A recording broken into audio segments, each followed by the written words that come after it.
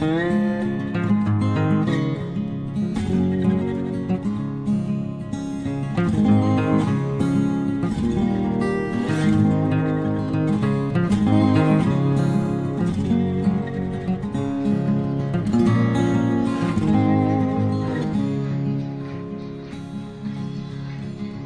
guys, it's Marilyn and welcome back ulit dito sa aking YouTube channel. And for today's video, samahan niyo ako mag-unboxing ng in-order ko sa Zalora, Hong Kong.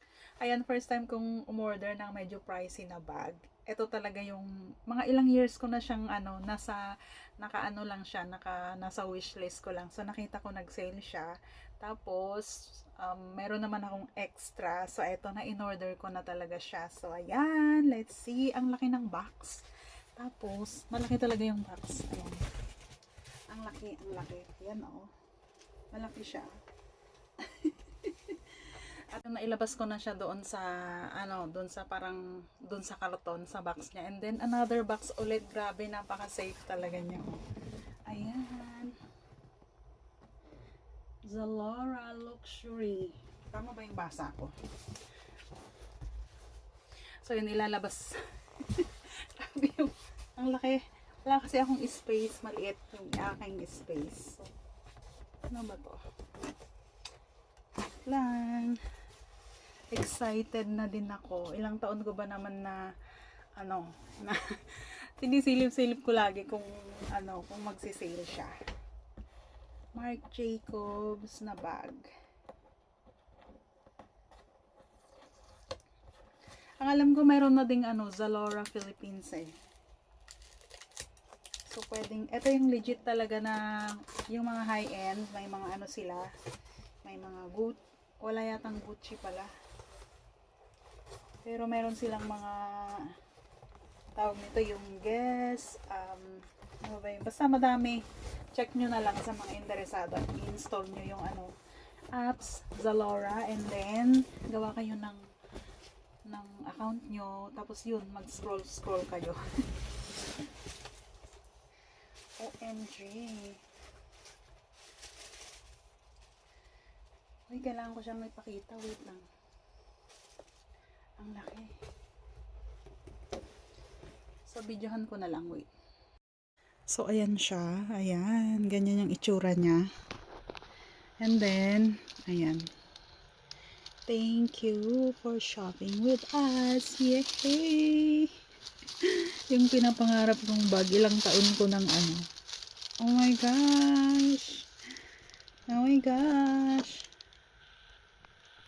Ayan. Then, pero parang hindi ko na maikikip itong box niya eh.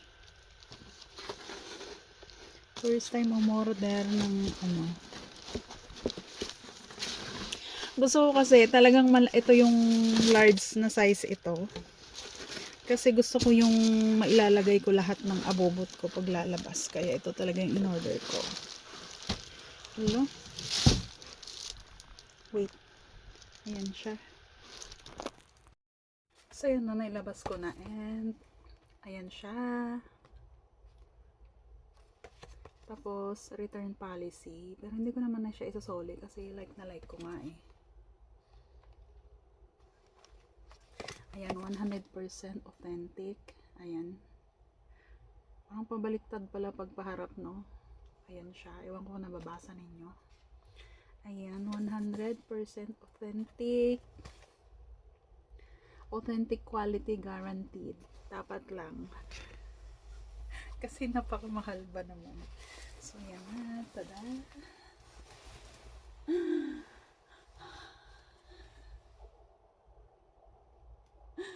Ay, naku, Diyos ko.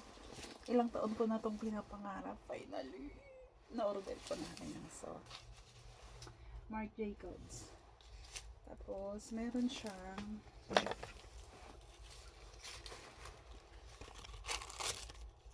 phone card. Ayan. Ayan siya.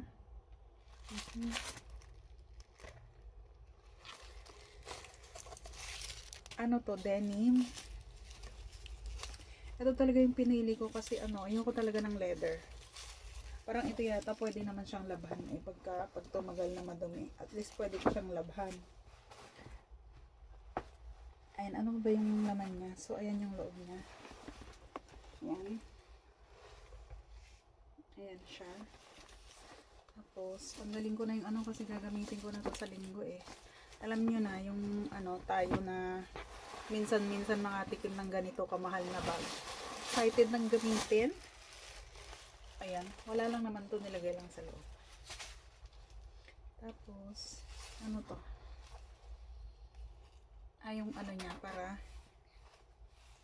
do not eat.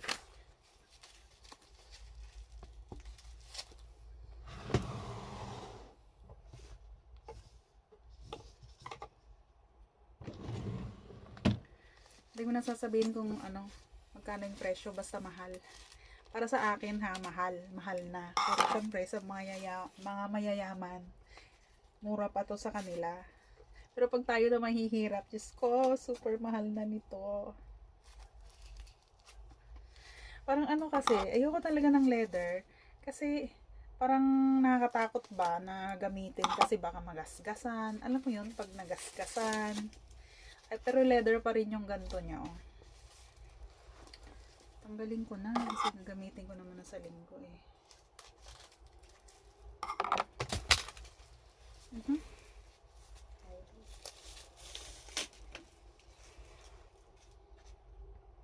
Ayan.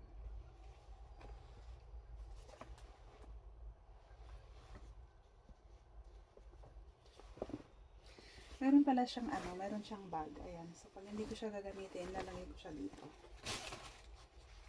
So, I love it. Diyos ko, parang pwede ko nang dalhin ng aparador ko nito. Ayan, ganyan. Long lead talaga kasi ng space dito sa kwarto ko. Kaya ano. Ayan, I love it. Oh my gosh.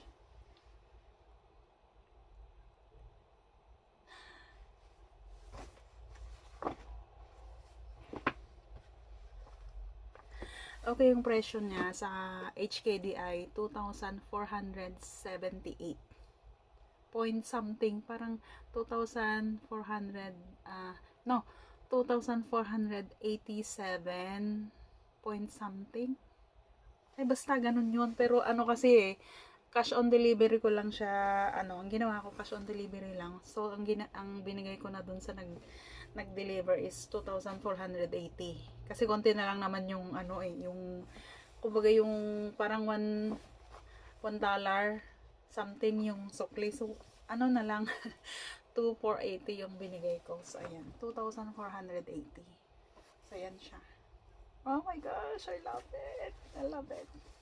Ayan, so happy. Happy ang person. So, alam mo, naisip ko kasi parang masyado namang low, pero why not? Kasi bihira naman, di naman ako bumibili ng ano eh. So, parang deserve ko naman kasi I work so hard, no? Oy, English yun. So, parang nagtatrabaho ako ng grabe yung trabaho ko, yung ano, para kumita ng pera. So, why not naman i-treat ko yung sarili ko na something, ano, expensive. 'Di ba? So, yun lang. Bye. Hindi ko masyadong malakasan yung aking boses kasi barinig ako sa labas. Alam niyo na, hindi natin, ano, pag inday, hindi naman natin bahay to. Pero at least may privacy, may sariling kwarto. So, ayan. So, wag niyo na lang pansinin yung, ano, damit ko yan eh, kasi sa dami ng damit ko wala nang space. So, dyan na yung iba. So, yun lang.